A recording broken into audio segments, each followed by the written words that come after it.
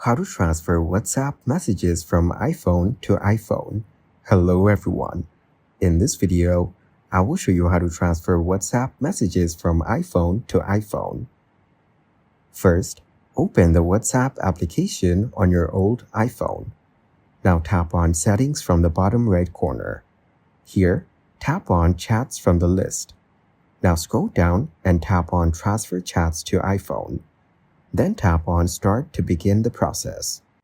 Next, a QR code will appear on your screen. Now download the WhatsApp on your new iPhone and register with the same phone number you used before. Then use your old iPhone to scan the QR code that appears on your new iPhone screen. After scanning, wait for the transfer to complete, and your chats will move to your new iPhone. Thank you guys for watching this video. Hope you got some value. Make sure to like the video and subscribe to the channel to get notified of new videos. See you in the next one.